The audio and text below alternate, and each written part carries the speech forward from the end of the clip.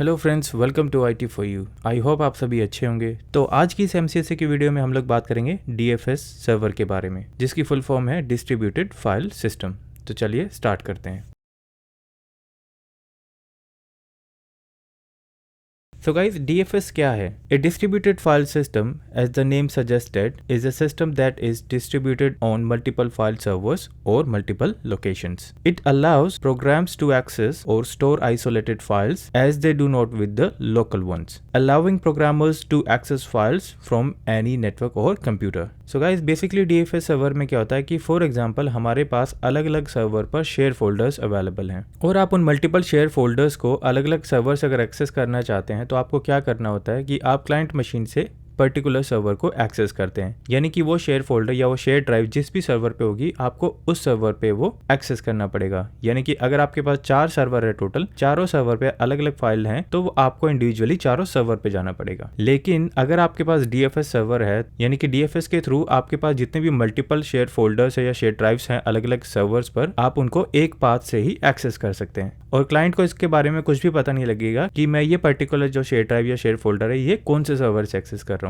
And now DFS has 2 components, location transparency and redundancy. तो DFS में 2 components है, जो कि लोकेशन ट्रांसपेरेंसी है। उसमें क्या होगा, location transparency achieves through the name space component. यानी कि DFS सर्वर रोल में हमारे पास नेम स्पेस की फंक्शनैलिटी है। उसके थ्रू हम लोग क्या करेंगे कि हमारे पास अगर 4-5 अलग अलग सर्वर पर शेयर फोल्डर्स हैं तो हम उनको नेम स्पेस के थ्रू एक नेम स्पेस के अंदर उनको ऐड कर देंगे और वो सारे शेयर फोल्डर्स हम एक नेम स्पेस के थ्रू एक्सेस कर सकते हैं। उसके बाद redundancy is done through a file replication components, यानी कि ये आपको फाइल रेप्लिकेशन का भी फीचर देता है। फॉर एग्जाम्पल आपने कहीं पे कोई टेक्स्ट फाइल बनाई है किसी शेयर फोल्डर में और वही सेम फोल्डर रेप्लिकेट कर रहा है दूसरे सर्वर पे, तो जो भी चेंजेस आप करते हैं वो उनको रेप्लिकेट कर देगा दूसरे सर्वर पर भी, यानी कि जो भी फाइल में चेंजेस होंगे वो उनको रेप्लिकेट कर देगा दूसरे फाइल सर्वर पर भी। तो आई होप यहाँ तक आपको समझ आ गया होगा। तो चलिए इसको मैं और एक्सप्लेन करता हूँ कि एग्जैक्टली काम कैसे करता है।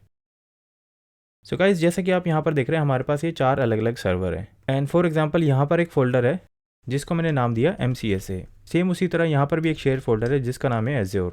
उसके बाद इस सर्वर पर भी यहाँ पर एक फोल्डर है जिसका नाम है CCNA एंड उसके बाद इस सर्वर पर यहाँ पर एक फोल्डर है, शेयर फोल्डर, जिसका नाम है Apple।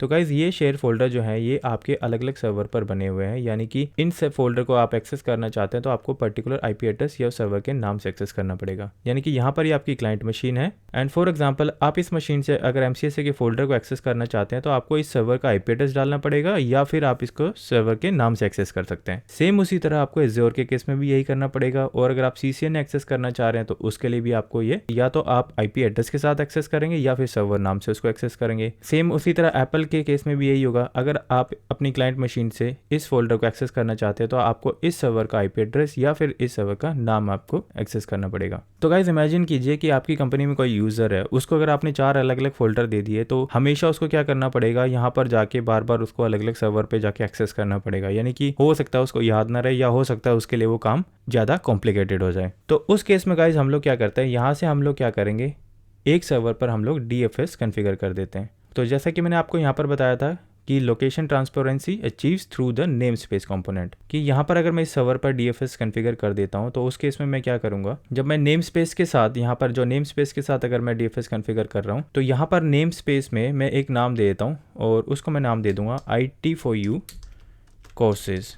यानी कि जो ये यहाँ पर आप जो ये देख रहे हैं IT कोर्सेज, ये मैंने कहाँ से लिया है, ये मैंने इसको हम लोग नेम स्पेस बोलते हैं। यानी कि नेम स्पेस के अंदर मैंने IT फॉर यू के नाम से एक एक्सेस बना दिया जिसके थ्रू हम लोग ये सारे MCSA, Azure, CCNA और Apple को एक्सेस कर पाएंगे। और इस IT for you courses name space के अंदर हम लोग क्या करेंगे, MCSA को भी ऐड कर देंगे, यहाँ से Azure को भी ऐड कर लेंगे, CCNA को भी यहाँ पर ऐड कर लेंगे एंड Apple को भी यहाँ पर ऐड कर देंगे। सो गाइज अब क्या होगा, अगर आपका जो ये क्लाइंट है यहाँ से एक्सेस करता है IT फॉर यू कोर्सेज के इस शेयर ड्राइव को, तो इस क्लाइंट को ये सारे फोल्डर यहाँ पर IT फॉर यू कोर्सेज के अंदर दिखाई देंगे, MCSA, Azure, CCNA and Apple। यानी कि अब इस क्लाइंट को इंडिविजुअल सर्वर को एक्सेस करने की जरूरत नहीं है। अगर वो MCSA, Azure एंड CCNA और Apple को एक्सेस करना चाहता है तो IT फॉर यू कोर्सेज के अंदर से ही इसको एक्सेस कर सकता है और इस क्लाइंट को ये कभी नहीं पता लगेगा कि जो पर्टिकुलर फोल्डर है Azure या CCNA या Apple या MCSA ये कौन से सर्वर पर है। फॉर एग्जाम्पल इस सर्वर का जो नाम है वो है DC01। तो इस क्लाइंट को सिर्फ इतना पता रहेगा कि मैं इस पाथ को शेयर कर रहा हूँ जो कि DC01 पर है। अगर उसके एड्रेस में DC01 कहीं पर है तो सिर्फ उसको इतना पता लगेगा कि ये सर्वर का पाथ है एंड यहाँ पर ये सारे फोल्डर अवेलेबल है। तो गाइज ये कौन सा फीचर है हमारा, ये हमारा फीचर है नेम स्पेस कंपोनेंट का। यानी कि हम लोग जो नेम स्पेस बनाएंगे उसके अंदर हम लोगों ने एक IT4U कोर्सेज के नाम से एक नेम स्पेस बना दिया एंड वहां पर ऐड कर दिया MCSA फोल्डर को, एज्योर को, CCNA एंड एप्पल को। अब गाइज उसके बाद यहाँ पर है रेप्लिकेशन, यानी कि DFS रेप्लिकेशन में क्या होगा कि DFS रेप्लिकेशन में फॉर एग्जांपल मैं इसको यहाँ पर एक्सप्लेन करता हूँ आपके लिए। फॉर एग्जांपल यहाँ पर आपके पास सर्वर्स हैं और यहाँ पर ये IT4U कोर्सेज के नाम से जो हम लोगों ने एक नेम स्पेस बनाया था, तो ये नेम स्पेस हमारा यहाँ पर है, या फिर आप इसको कोई डेटा फोल्डर भी कह सकते हैं या कोई भी फोल्डर कह सकते हैं। तो गाइज अगर आप रेप्लिकेशन यूज़ कर रहे हो तो रेप्लिकेशन में रेप्लिकेशन का रोल है वो इन चारों सर्वर पर इंस्टॉल करना पड़ेगा। लेकिन अभी हमारे इस केस में क्या था, अगर आप नेम स्पेस बना रहे हैं तो आपको नेम स्पेस सिर्फ DC01 यानी कि एक सर्वर पे कॉन्फ़िगर करना है, आपको सारे सर्वर पे कॉन्फ़िगर करने की जरूरत नहीं है। लेकिन अगर आप रेप्लिकेशन करना चाहते हैं तो रेप्लिकेशन के लिए आप जितने भी सर्वर पे करना चाहते हो उन सारे सर्वर पर आपको DFS का रेप्लिकेशन रोल इंस्टॉल करना पड़ेगा। तो गाइज आपने रेप्लिकेशन का जो रोल है वो इन चारों सर्वर पर इंस्टॉल कर लिया। उसके बाद फॉर एग्जाम्पल यहाँ पर आपके पास ये IT4U कोर्सेज नाम का एक ये फोल्डर है। तो रेप्लिकेशन में क्या होगा गाइज, ये सेम IT4U कोर्सेज का फोल्डर आपके जो 3 अलग अलग ये जो सर्वर यहाँ पर दिख रहे हैं, यानी कि हमें मिनिमम 2 सर्वर इसके लिए चाहिए होते हैं, तो आपके जितने भी सर्वर पर आपने वो रेप्लिकेशन करना चाहते हैं वहाँ पर वो एग्जैक्टली IT4U कोर्सेज की एक सेम कॉपी बना देगा। और जब भी आप किसी मशीन पर अगर कोई चेंजेस करते हैं तो उन चेंजेस को वो रेप्लिकेट कर देगा। यानी कि जो ये फोल्डर है IT4U कोर्सेज, ये सेम फोल्डर होगा, इसके अंदर जो भी कंटेंट या डाटा होगा वो सेम डेटा वहाँ पर स्टोर हो जाएगा। और अगर आप उसमें कभी भी कुछ भी चेंजेस करते हैं तो उसके अंदर आप जो चेंजेस करोगे सिर्फ वो उनको रिफ्लेक्ट करेगा। फॉर एग्जाम्पल आपके पास कोई नोटपैड फाइल है और इस फाइल के अंदर आपने लिखा IT4U कोर्सेज एंड उसके बाद आपने क्या किया, इस फाइल को सेव कर दिया हमारे इस सर्वर पर। तो ये जो फाइल और आपने जो लिखा है इन तीनों सर्वर पर भी रेप्लिकेट हो जाएगी। फॉर एग्जांपल आपने उसके बाद क्या किया कि आपने इस सर्वर पे आके यानी कि थर्ड सर्वर पे आके यहाँ पर लिखा CCNA कोर्सेज। तो यहाँ पर आपने सर्वर पे आके जब CCNA कोर्सेज लिखा तो गाइज ये इन दोनों सर्वर पे और इस सर्वर पे जो चेंजेस करेगा सिर्फ ये चेंजेस करेगा CCNA कोर्सेज। यानी कि IT4U कोर्सेज तो ऑलरेडी रेप्लिकेट हो चुका है इन चारों सर्वर के अंदर। तो जो भी आप सिर्फ जो चेंज करेंगे यानी कि आपने जो चेंज किया यहाँ पर सिर्फ उस चेंजेस जो होंगे उनको रेप्लिकेट कर देगा ये सारे सर्वर पर। तो गाइज ये बहुत ही ज़्यादा फास्ट तरीके से होगा और अब मैं आपको आगे बताऊंगा कि ये हम लोग कैसे कॉन्फ़िगर करते हैं और हम उस पर बैंडविड्थ भी सेट कर सकते हैं और फुल एक्सेस भी दे सकते हैं। यानी कि आप चाहते हैं रेप्लिकेट फर्स्ट प्रायोरिटी पे फुल एक्सेस के साथ हो तो वो भी आप कर सकते हैं। अगर आप चाहते हैं कि पर्टिकुलर डेज में हो, पर्टिकुलर टाइम पे हो, वो भी आप सेट कर सकते हैं। कि पर्टिकुलर स्पीड में हो वो भी आप सेट कर सकते हैं। तो गाइज ये है हमारा रेप्लिकेशन, यानी कि हम रेप्लिकेशन के थ्रू जो भी चेंजेस करेंगे फोल्डर में वो वहाँ पर सिंक हो जाएंगे और जो भी फोल्डर हम लोग या कोई भी डेटा वहाँ पर अगर हम लोग क्रिएट करते हैं तो वो भी वहाँ पर सिंक हो जाएगा। तो इसको हम लोग बोलते हैं रेप्लिकेशन। तो DFS के अंदर हमारे पास नेम स्पेस है एंड दूसरा है हमारे पास रेप्लिकेशन। तो अभी आज हम लोग नेम स्पेस और रेप्लिकेशन के बारे में बात करेंगे। आई होप यहाँ तक आपको क्लियर हो गया होगा। तो चलिए अब प्रैक्टिकल करके मैं आपको दिखाता हूँ कि एग्जैक्टली इसको कैसे कॉन्फ़िगर करते हैं और ये कैसे काम करता है। तो उसके लिए चलता हूँ अपने सर्वर की मशीन पर और यहाँ से अपने डोमेन कंट्रोलर को एक्सेस कर लेता हूँ। तो यहाँ पर आप देख रहे हैं मैंने ऑलरेडी प्राइमरी डोमेन कंट्रोलर को ऑन किया हुआ है। तो हमारे पास यहाँ से अभी हमें क्या करना है, हमें यहाँ से DFS का जो रोल है वो इंस्टॉल करना है। तो आप यहाँ पर क्लिक करेंगे add roles and features, click next, role based और फीचर बेस्ड इंस्टॉलेशन, नेक्स्ट। यहाँ से आपको अपने सर्वर का नाम और IP एड्रेस चेक करना है, मेक श्योर यहाँ से ये जो डिटेल्स हैं वो करेक्ट हो, नेक्स्ट। एंड उसके बाद गाइज आपको क्या सेलेक्ट करना है, यहाँ से आपको सेलेक्ट करना है files and storage services and उसके बाद यहाँ से इसको एक्सपेंड करेंगे। एक्सपेंड करने के बाद यहाँ पर आप देख सकते हैं आपके पास 2 ऑप्शन आ रहे हैं यहाँ पे, DFS name space and DFS replication. तो सबसे पहले हम लोग स्टार्ट करते हैं DFS नेम स्पेस से। उसके बाद आप क्लिक करेंगे ऐड फीचर्स। तो यहाँ से हमारा जो DFS नेम स्पेस है वो सेलेक्ट हो गया है। तो पहले हम लोग नेम स्पेस को देखते हैं कि हम लोग कैसे इसका यूज़ करते हैं, उसके बाद मैं आपको बताऊंगा DFS रेप्लिकेशन के बारे में। तो यहाँ से मैं क्लिक करता हूँ नेक्स्ट, यहाँ से बाय डिफॉल्ट रहने दीजिए, नेक्स्ट एंड रीस्टार्ट पर क्लिक कर दीजिए, restart the destination server automatically if required. यहाँ से क्लिक करते हैं येस एंड इंस्टॉल।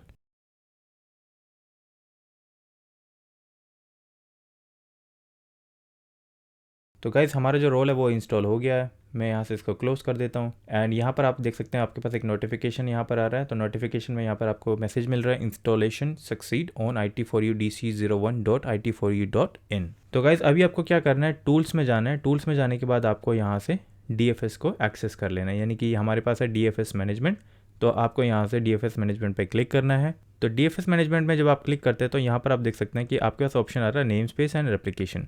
तो सबसे पहले हमें यहाँ से कॉन्फ़िगर करना है नेम स्पेसेस। तो सबसे पहले मैं यहाँ पे क्या करूँगा, मैं यहाँ पे राइट क्लिक करके नेम स्पेस के ऊपर यहाँ से क्रिएट करूँगा न्यू नेम स्पेस।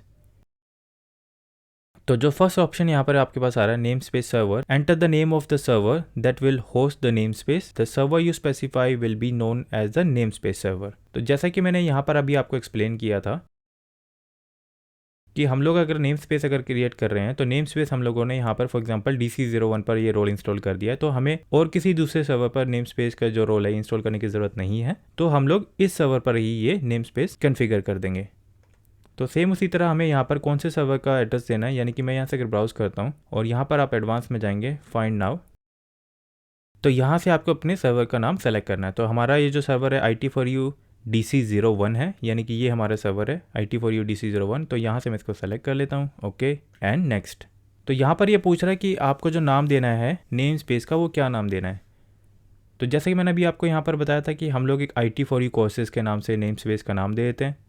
तो सेम नाम मैं यहाँ पर लिख देता हूँ IT4U कोर्सेज़ एंड उसके बाद मैं यहाँ से नेक्स्ट करूँगा। तो नेक्स्ट ऑप्शन में गाइज हमारे पास यहाँ पर डिटेल्स आ रही हैं, select the type of namespace to create, यानी कि यहाँ पर आप देख रहे हैं option domain based namespace और यहाँ पर देख रहे हैं स्टैंड अलोन नेम स्पेस। तो गाइज इनमें डिफरेंस क्या है, अगर आप एक्टिव डायरेक्टरी यूज़ कर रहे हैं, अगर आपका डोमेन इन्वायरमेंट है तो आपको सेलेक्ट करना है डोमेन नेम स्पेस। अगर आप एक्टिव डायरेक्टरी यूज़ नहीं कर रहे हैं तो आपको सेलेक्ट करना है स्टैंड अलोन नेम स्पेस। तो क्योंकि हम लोग अभी एक्टिव डायरेक्टरी यूज़ कर रहे हैं और कंपनी इन्वायरमेंट में हमारे पास मोस्ट ऑफ द जगह एक्टिव डायरेक्टरी होती है, तो हम लोग यहाँ से सेलेक्ट करेंगे डोमेन बेस्ड नेम स्पेस। अगर आप इसको बिना एक्टिव डायरेक्टरी के कॉन्फ़िगर करना चाहते हैं तो स्टैंड अलोन नेम स्पेस पे भी क्लिक कर सकते हैं। तो इसको जो एक्सेस करने के लिए एड्रेस होगा वो होगा IT4U DC01/IT4U कोर्सेज। और अगर मैं डोमेन नेम स्पेसेस को सेलेक्ट करता हूँ तो डोमेन बेस्ड नेम स्पेस को अगर आप एक्सेस करना चाहते हैं तो इस एड्रेस से आपको वो एक्सेस करना होगा, यानी कि /IT4U.in/IT4U कोर्सेज। अगर आप इसको कॉपी करके रखना चाहते हैं तो आप इसको कॉपी भी कर सकते हैं। चलिए गाइस, इसके बाद मैं यहाँ से क्लिक करता हूँ नेक्स्ट। तो यहाँ पर आप देख सकते हैं review setting and create name space, यहाँ से आप रिव्यू कर सकते हैं जो भी आपने चेंजेस किए हैं या क्रिएट किया है। एंड उसके बाद यहाँ से मैं क्लिक करता हूँ क्रिएट। तो यहाँ पर हमारा जो नेम स्पेस है वो सक्सेसफुली कंप्लीटेड हो गया है एंड यहाँ से मैं क्लोज पर क्लिक करता हूँ। तो गाइस देखिए यहाँ पर आपके पास नेम स्पेस में ये जो है नेम स्पेस आपने बना लिया है IT4U कोर्सेज के नाम से। सो गाइस नेम स्पेस के इस फीचर को यूज़ करने से पहले अभी हम लोग क्या करते हैं कि हमारे मल्टीपल सर्वर पर डिफरेंट शेयर फोल्डर्स क्रिएट कर लेते हैं। तो यहाँ से मैं जाता हूँ अपनी C ड्राइव में। C ड्राइव में जाने के बाद यहाँ पर मैं एक फ़ोल्डर क्रिएट कर लेता हूँ और उसको मैं नाम देता हूँ MCSA। यहाँ पर मैं राइट क्लिक करूँगा, प्रॉपर्टीज़ में जाने के बाद आपको जाना है शेयरिंग में जाने के बाद आपको क्लिक करना है एडवांस्ड शेयरिंग। यहाँ से इस फोल्डर को शेयर कर दीजिए। परमिशन आप जो भी यहाँ पर लगाना चाहते हैं उसके अकॉर्डिंग कर सकते हैं। मैं यहाँ से अभी फुल एक्सेस दे रहा हूँ, यानी कि एवरीवन को फुल कंट्रोल। तो यहाँ से मैंने एक फ़ोल्डर बना दिया है MCSA के नाम से, जिसको मैंने शेयर कर दिया है। सेम उसी तरह चलते हैं हमारे दूसरे सर्वर पर। तो यहाँ से मैं एडिशनल डोमेन कंट्रोलर को एक्सेस करूँगा, उससे पहले मैं चाइल्ड डोमेन कंट्रोलर को भी यहाँ से स्टार्ट कर देता हूँ। तो यहाँ से सबसे पहले मैं ADC को लॉगिन कर लेता हूँ और यहाँ से मैं जाता हूँ C ड्राइव में।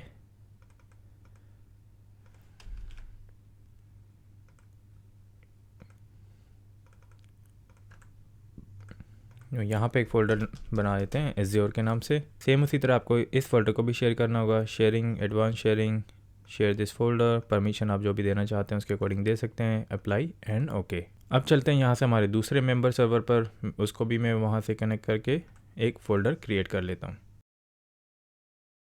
यहाँ से मैं टाइप करूँगा administrator,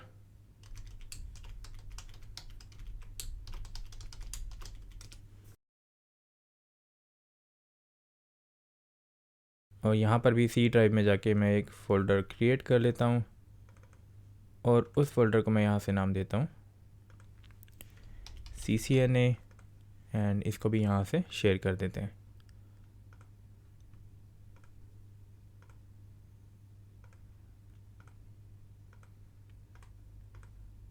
apply, okay and close. तो गाइज़ अब हमारे पास यहाँ पर MCSA, एज्योर एंड CCNA के नाम से 3 फोल्डर है जो कि शेयर्ड फोल्डर है। तो यानी कि हमारे जो प्राइमरी डोमेन कंट्रोलर है यहाँ पर हमने क्या किया, यहाँ पर हमने एक MCSA का फ़ोल्डर बनाया है और इस सर्वर पर ही हमने नेम स्पेस का जो रोल है वो इंस्टॉल किया है। यानी कि नेम स्पेस के केस में आपको सारे सर्वर पर ये रोल इंस्टॉल करने की ज़रूरत नहीं है, ये रोल आपको उसी सर्वर पर इंस्टॉल करना है जिसको आप नेम स्पेस सर्वर बनाना चाहते हैं। तो यहाँ से मैं क्या करूँगा कि जैसे कि आप देख रहे हैं IT4U कोर्सेज, मैं यहाँ से इसको फुल स्क्रीन कर लेता हूँ। तो गाइज़ अब हम यहाँ से क्या करेंगे, हम लोगों ने IT4U कोर्सेज का नेम स्पेस बना लिया है, तो अब हमें यहाँ से उन फोल्डर को ऐड करना है। तो यहाँ पर मैं राइट क्लिक करूँगा और ऐड करूँगा न्यू फोल्डर, और यहाँ से आपको नाम देना है अपने शेयर्ड फोल्डर का। यानी कि फर्स्ट शेयर फोल्डर है हमारा जो है वो है MCSA। इसको मैं यहाँ से ऐड कर लेता हूँ, ब्राउज। तो यहाँ पर आप देख सकते हैं हमारे सर्वर का नाम IT4U DC01, यानी कि इस सर्वर पर हमने कौन सा शेयर फोल्डर बनाया है, MCSA। और यहाँ पर आप जो देख रहे हैं IT4U कोर्सेज, ये हमारा नेम स्पेस का नाम है, यानी कि नेम स्पेस के नाम से जो फोल्डर बना है ये वो फोल्डर है। तो अभी हमें यहाँ से ऐड करना है MCSA। यहाँ से मैं इसको क्लिक करूँगा okay okay and click okay. तो देखिए हमारे पास यहाँ पर MCSA आ गया है। सेम उसी तरह मैं यहाँ से फिर से क्लिक करूँगा, यहाँ पे न्यू फोल्डर कर लेता हूँ। तो अभी हमें यहाँ से कौन सा फोल्डर ऐड करना है, एज्योर के नाम से, यानी कि हमारा जो एज्योर का जो फोल्डर था वो हमें यहाँ पर ऐड करना है। आप फिर से क्लिक करेंगे ऐड, ब्राउज। तो यहाँ पर अभी हमें एज्योर का जो फोल्डर है वो देखने को नहीं मिल रहा है। वो क्यों नहीं मिल रहा है, बिकॉज हमारा जो ये सर्वर हम लोगों ने IT4U DC01 यहाँ पर सेलेक्ट किया हुआ है। तो यहाँ से आपको फिर से क्लिक करना है ब्राउज, यहाँ पर जाइए एडवांस पे, फाइंड नाउ। तो यहाँ से मैं सेलेक्ट कर लूँगा IT4U ADC01, click okay okay. तो यहाँ पर देखिए अभी हमें एज्योर का फोल्डर यहाँ पर मिल रहा है। तो यहाँ से मैं क्लिक करता हूँ ओके, क्लिक ओके एंड फिर से आपको ओके पे क्लिक करना है। तो यहाँ पर आप देखेंगे आपका जो एज्योर का फोल्डर है यहाँ पर ऐड हो गया है। अब हमें यहाँ से थर्ड फोल्डर भी ऐड कर लेना है, और थर्ड फोल्डर का नाम था CCNA। उसके बाद फिर से क्लिक कीजिए ऐड, ब्राउज।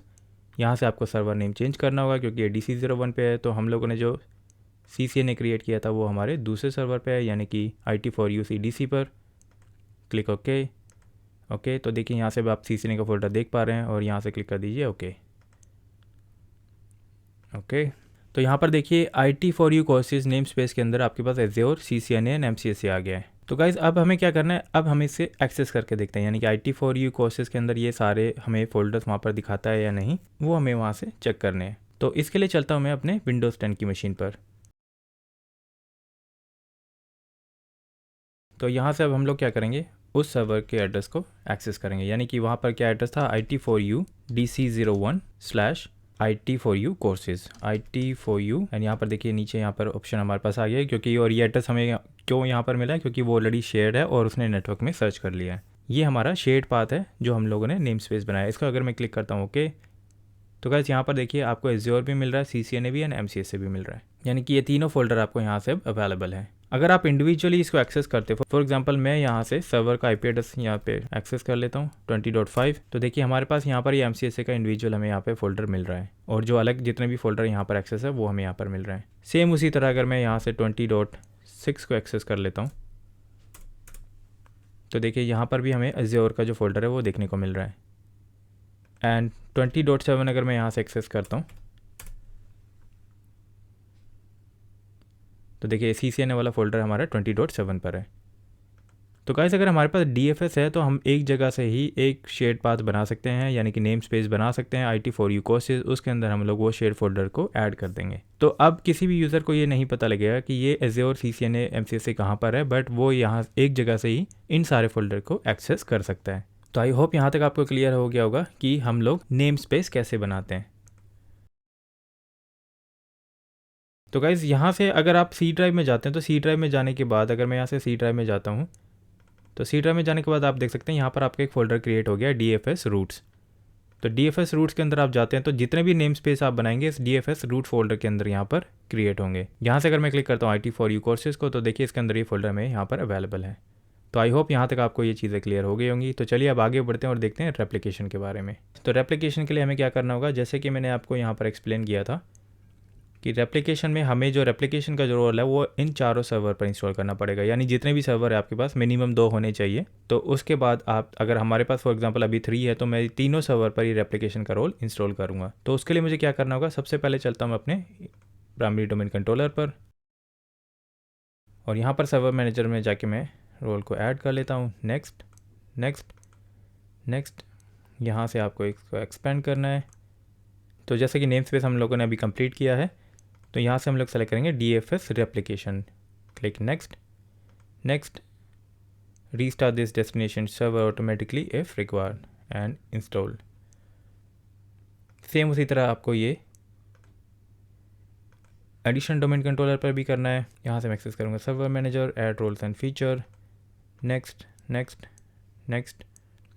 तो यहाँ पर गाइस देखिए आपके पास नेम स्पेस का यहाँ पर हम लोगों ने रोल इंस्टॉल नहीं किया था, बिकॉज नेम स्पेस के लिए हमें रोल इंस्टॉल करने की ज़रूरत नहीं होती है सारे सर्वर पर, बट रेप्लिकेशन के लिए हमें यहाँ से ये रोल इंस्टॉल करना पड़ेगा, यानी कि रेप्लिकेशन आपको ओनली यहाँ से सेलेक्ट करना है। Next next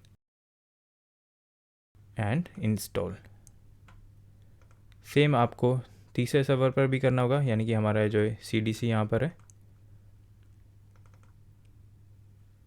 server manager, add roles and feature, next next next. यहाँ से मैं सेलेक्ट कर लेता हूँ DFS replication, add feature, next next, restart, yes and install. तो सबसे पहले चलते हैं प्राइमरी डोमेन कंट्रोलर पर। तो देखिए यहाँ से ये सक्सेसफुली इंस्टॉल हो गया है। एंड उसके बाद चलते हैं हम लोग एडिशनल डोमेन कंट्रोलर पर। तो देखिए यहाँ से भी ये इंस्टॉल हो चुका है। सेम उसी तरह मैं जाता हूँ चेक, तो चाइल्ड डोमेन कंट्रोलर पर भी चेक कर लेते हैं। यहाँ पर अभी इंस्टॉलेशन चल रही है, तो इसका वेट करते हैं। उसके बाद हम लोग स्टार्ट करेंगे रेप्लिकेशन।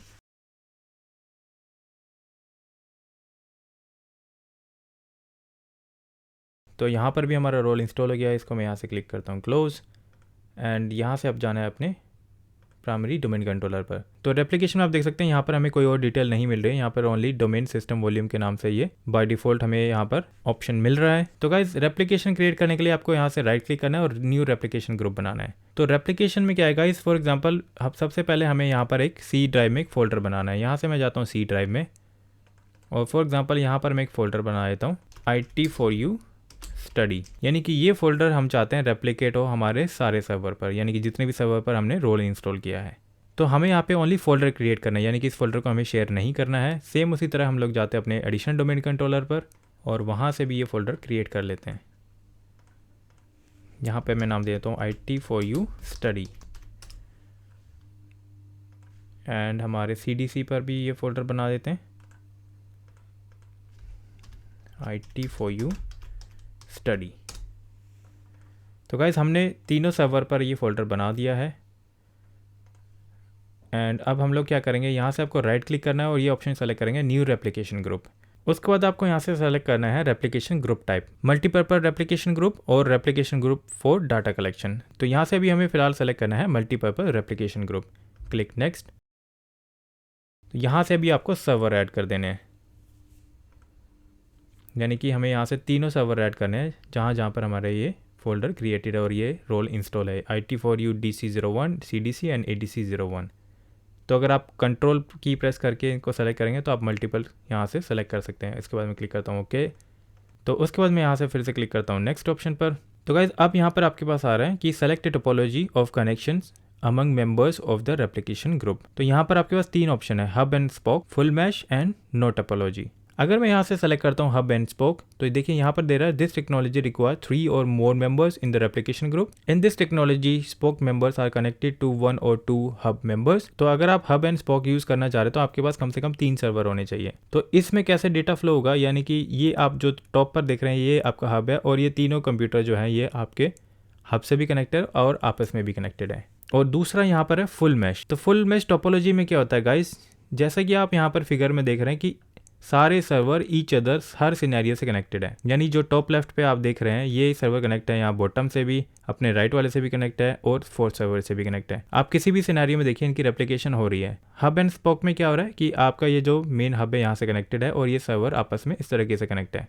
फॉर एग्जाम्पल अगर आपका जो लेफ्ट वाला सर्वर है किसी वजह से डिस्कनेक्ट हो जाता है तो आपका जो थर्ड सर्वर है या सेकंड सर्वर है वो फर्स्ट वाले से कम्युनिकेट नहीं कर पाएगा, यानी कि ये कनेक्शन अगर यहाँ से ब्रेक हो जाता है। और फुल मैश में क्या होगा, फॉर एग्जांपल हमारा ये टॉप लेफ्ट से जो हमारा जो बॉटम सर्वर है नीचे लेफ्ट पे, ये कनेक्शन अगर यहाँ से ब्रेक हो जाता है, यानी कि किसी वजह से ये कनेक्शन यहाँ से ब्रेक हो जाता है, तो ये क्या होगा, ये इस पाथ से यहाँ से भी कनेक्ट कर सकता है, यानी कि हर तरीके से ये हर सर्वर से कनेक्ट हो सकता है। तो गाइज मोस्ट ऑफ द जगह हम कंपनी इन्वायरमेंट में फुल मैश का यूज़ करते हैं, क्योंकि इसमें क्या हो रहा है कि इसमें हर तरीके से हमारे चारों सर्वर जो भी जितने भी सर्वर है वो कनेक्टेड हो जाएंगे। एंड उसके बाद है नो टोपोलॉजी। नो टोपोलॉजी का मतलब है कि किसी भी तरीके से कनेक्ट नहीं हो। Select this option if you want to create a custom topology. After you finish this wizard no replication will take place until you create the custom topology. तो या तो आपको फिर कस्टम टोपोलॉजी क्रिएट करनी पड़ेगी, नहीं तो ये टोपोलॉजी यहाँ से कन्फिगर नहीं होगी। तो हमारे केस में मैं यहाँ से सेलेक्ट कर लेता हूँ फुल मैश, एंड उसके बाद मैं क्लिक करूँगा नेक्स्ट। तो यहाँ पर गाइज देखिए, मैंने जैसे आपको बताया था कि हम लोग डिफाइन कर सकते हैं कि ये कब कब रेप्लिकेट होना चाहिए और कितनी स्पीड के साथ होना चाहिए। तो फर्स्ट ऑप्शन हमें यहाँ पर दिखा रहा है replicate continuously using the specified bandwidth, कि कंटिन्यूसली रेप्लिकेट होता रहे बैंडविड्थ के साथ, जो भी बैंडविड्थ आप स्पेसिफाई करेंगे। Use this option to enable replication 24 hours a day 7 days a week using the following bandwidth, यानी कि 24/7 चलेगा ये, और यहाँ से आप बैंडविड्थ असाइन कर सकते हैं कितनी बैंडविड्थ के साथ ये रेप्लिकेट करे। तो मैं यहाँ से कस्टमाइज भी कर सकता हूँ, अगर मैं यहाँ से चाहता हूँ फुल, तो मैं फुल भी यहाँ से बैंडविड्थ दे सकता हूँ। यानी कि मेरी प्रायोरिटी ये है कि हमारे सर्वर पर जो रेप्लिकेशन हो रहा है वो फुल स्पीड के साथ हो, जिससे कि हमें बेटर रिजल्ट मिलेंगे, यानी कि किसी भी यूज़र को किसी चीज़ के लिए वेट नहीं करना होगा। बट अगर गाइज आप चाहते हैं कि डेली रेप्लिकेट ना हो, तो आप यहाँ से ये ऑप्शन भी सेलेक्ट कर सकते हैं replicate during the specified days and times. यहाँ पे फिर आपको क्लिक करना है एडिट शेड्यूल। तो यहाँ पे आप चाहते हैं कि फॉर एग्जांपल आप चाहते हैं सिर्फ मंडे को ही ये रेप्लिकेट करे, यानी कि आप सुबह 6 बजे से चाहते हैं तो मंडे को, तो ये आप सेलेक्ट कर सकते हैं। और अगर आप चाहते हैं कि वीक में every day Monday to Friday 6 बजे ही हो, तो यहाँ से भी आप ये इनको सेलेक्ट कर सकते हैं कि अगर आप चाहते हैं मंडे टू फ्राइडे करना, तो आपको क्या करना होगा, ऐसे यहाँ से इसको ट्रैक करके सेलेक्ट कर लीजिए। उसके बाद बैंडविड्थ यूजेस, यहाँ से आपको बैंडविड्थ यूजेस डिफाइन करना है, जो भी बैंडविड्थ आप देना चाहते हैं। अगर फुल देना चाहते हैं तो यहाँ से फुल पे क्लिक करके इसको ओके कर दीजिए। तो यहाँ पर देखिए हमारे पास डेट वाइज भी आ रहा है। अगर आप एवरी डे करना चाहते हैं कि आपको एवरी डे चाहिए, तो आप उन चीज़ों को भी ऐसे सेलेक्ट करके यहाँ से डिफाइन कर सकते हैं कि अगर आप चाहते हैं 256 Mbps पे एवरी डे, तो वो भी यहाँ से आप सेलेक्ट कर सकते हैं। तो ये डिपेंड करता है आपकी जो भी रिक्वायरमेंट है, आप उसके अकॉर्डिंग यहाँ से ये रेप्लिकेट कर सकते हैं। तो अभी फिलहाल मैं यहाँ से यूज़ कर लेता हूँ replicate continuously using the specified bandwidth, यानी कि मैं यहाँ से फुल बैंडविड्थ दे देता हूँ। एंड गाइज इसका भी मैं एक बेनिफिट बताऊंगा कि आप अगर स्पेसिफाइड डेज और टाइम पे करते हो तो भी उसका भी एक बेनिफिट है, वो मैं अभी आपको आगे बताऊंगा। तो अभी हम लोग कन्फिगर कर लेते हैं 24/7 ए डे फुल बैंडविड्थ के साथ। Click next. तो गाइज अब यहाँ से आपको सेलेक्ट करना है प्राइमरी मेंबर। तो प्राइमरी मेंबर आपके लिए कौन है गाइस? प्राइमरी मेंबर हमारा यहाँ से वो सर्वर है जहाँ पर हमारा IT4U DC01 का जो फोल्डर है वो क्रिएटेड है। यानी कि अगर फॉर एग्जांपल मैं यहाँ पर जाता हूँ और इस फोल्डर के अंदर कुछ डाटा रख देता हूँ, यहाँ पर मैं एक टेक्स्ट फाइल बना देता हूँ और इसके अंदर लिखता हूँ वेलकम टू IT4U। तो अब हमारा जो प्राइमरी सर्वर है वो कौन सा हो गया है? IT4U DC01, क्योंकि डेटा इस फोल्डर के अंदर है जो इस सर्वर पर क्रिएटेड है। यानी कि यहाँ पर डेटा है। हमारे जो CDC और ADC है वहाँ पर ये टेक्स्ट फाइल नहीं है। अगर मैं यहाँ से एक और फाइल बना देता हूँ, इसको नाम देता हूँ IT4U2 एंड इसके अंदर भी मैं लिख देता हूँ IT4U कोर्सेज। तो अब हमारे पास 2 टेक्स्ट फाइल हो गई हैं इस फोल्डर में। तो जिस भी फोल्डर को आप रेप्लिकेट कर रहे हो जहाँ पे डाटा है वो सर्वर आपके लिए प्राइमरी सर्वर है। तो यहाँ से मैं सेलेक्ट करता हूँ IT4U DC01 and click next. तो गाइज अब आपको यहाँ से सेलेक्ट करना है to select a folder on the primary member that you want to replicate to other member of the replication group. यानी कि हमें यहाँ से कौन सा फोल्डर सेलेक्ट करना है, जो फोल्डर हम लोगों ने अभी हमारे सर्वर पर बनाया हुआ है, जिस फोल्डर में वो डेटा अवेलेबल है। तो हमें यहाँ से रेप्लिकेट करना है IT4U स्टडी। मैं यहाँ से इसको क्लिक करता हूँ ओके। तो यहाँ पर देखिए ये ऑप्शन आ गया है। इसके बाद आपको यहाँ से क्लिक करना है नेक्स्ट। गाइज इस विंडो पे यहाँ पर आपसे ये पूछ रहा है to specify the local path of the replicated folder और whether the folder is read only, select the appropriate member and click edit. तो गाइज ये यहाँ पर अब उसका पाथ पूछ रहा है, जो ADC01 और CDC जहाँ पर आप उसको रेप्लिकेट करना चाहते हैं कि उसका पाथ क्या है। तो सबसे पहले मैं सेलेक्ट करूँगा ADC01 और यहाँ पर क्लिक करूँगा एडिट। यहाँ पर मैं क्लिक करूँगा अनेबल ब्राउज। तो यहाँ पर देखिए हमारे पास ये फोल्डर अवेलेबल है IT4U स्टडी। मैं यहाँ से उसको क्लिक कर लेता हूँ ओके ओके। सेम उसी तरह आपको CDC में करना है edit enable browse IT4U study and click okay. तो यहाँ पर हम लोगों ने पाथ डिफाइन कर दिया हमारे दूसरे दोनों सर्वर के लिए। अब मैं यहाँ से क्लिक करता हूँ नेक्स्ट। तो यहाँ पर हम लोग रिव्यू कर सकते हैं, review setting and create replication group. तो यहाँ पर आप देख सकते हैं सारी डिटेल आपके पास आ रही है एंड उसके बाद आप यहाँ से क्लिक करेंगे क्रिएट। तो यहाँ पर हमारे पास मैसेज आ रहा है you have successfully completed the new replication group wizard and यहाँ से आपको क्लिक कर देना है क्लोज एंड यहाँ से आपको रेप्लिकेशन डिले का एक मैसेज मिल रहा है, तो आप इसको रीड कर सकते हैं। रेप्लिकेशन विल नॉट बिंग until the configuration is picked by the members of the replication group. The amount of time this take depends on the Active Directory Domain Services replication latency as well as the polling interval. तो यहाँ से हम इसको click करते हैं। Okay, तो देखिए यहाँ पर हमारे पास IT4U स्टडी के नाम से एक रेप्लिकेशन ग्रुप बन गया है।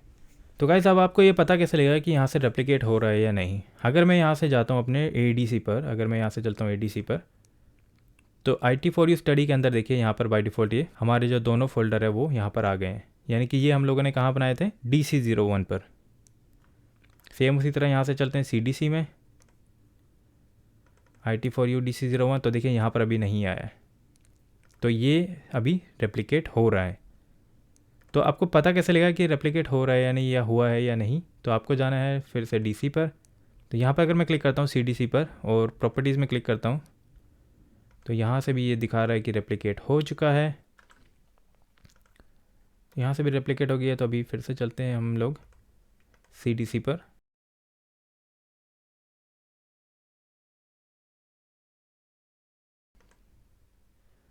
अगर आप यहाँ पर राइट क्लिक करते हैं और प्रॉपर्टीज़ में जाएंगे, अगर आपको ये ऑप्शन यहाँ पर नहीं दिख रहा है, तो इट मीन्स अभी वो सिंक हो रहा है। तो अगर मैं सारे सर्वर पर ये राइट क्लिक करके प्रॉपर्टीज़ में जाकर देख लेता हूँ, अगर आपके पास यहाँ से ये ऑप्शन आ रहा है जनरल रेप्लिकेटेड फोल्डर स्टेजिंग और एडवांस वाला ऑप्शन अगर आप यहाँ पर देख पा रहे हैं, तो इट मीन्स आपके जो फोल्डर है वो सिंक हो गया है। अगर आपको यहाँ पर प्रॉपर्टीज़ पे क्लिक करने के बाद कोई दूसरा ऑप्शन आ रहा है, तो यानी कि अभी वो सिंक नहीं हुआ है।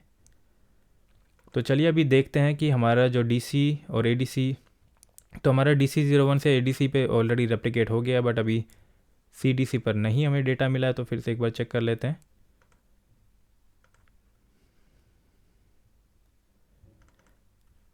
यहाँ से जाता हूँ IT4U स्टडी, तो देखिए यहाँ पर भी रेप्लिकेट हो गया है, यानी कि हमारे CDC पर भी डेटा अवेलेबल है, यानी कि आ गया है। तो गाइस फॉर एग्जांपल अगर मैं यहाँ पर CDC पे जाके हमारी जो ये फाइल है IT4U2, इसके अंदर मैं लिख देता हूँ IT4U कोर्सेज और यहाँ पर लिख देता हूँ CCNA MCSA and Azure, and इसको मैं यहाँ से सेव कर देता हूँ। एंड दूसरे फाइल में भी यहाँ पर कुछ चेंजेस कर देते हैं। यहाँ पर लिख देता हूँ मैं MCSA 2022 CCNA 2022 Azure 2022। तो ये चेंजेस हमने कहाँ पर किए हैं, हमारे CDC के सर्वर पर। तो अब मैं जाता हूँ हमारे ADC पर और डोमेन कंट्रोलर पर। तो सबसे पहले जाता हूँ मैं डोमेन कंट्रोलर पर, यहाँ पे जाता हूँ C ड्राइव में IT4U स्टडी और यहाँ पर इस फाइल को ओपन कर लेते हैं। तो गाइस देख सकते हैं यहाँ पर ये रेप्लिकेट हो गया है। सेम उसी तरह मैं यहाँ पर चेक कर लेता हूँ, यहाँ पर इस फोल्डर में भी रेप्लिकेट हो गया है। अभी चलते हैं ADC पर। ADC में जाने के बाद यहाँ पर इसको ओपन कर लेता हूँ, तो देखिए गाइस यहाँ से भी हो गया है एंड यहाँ से भी चेंजेस हो गए हैं। तो गाइस अभी इसने चेंजेस किया हुआ है क्योंकि हमारी जो मेन फाइल थी उसमें ये वेलकम टू IT4U इसने ऑलरेडी रेप्लिकेट कर चुका था। तो अभी उसने सिर्फ चेंजेस होंगे, यानी कि जो चेंजेस हो रहे हैं फाइल्स एंड फोल्डर में, ये सिर्फ उन्हीं को रेप्लिकेट करता है।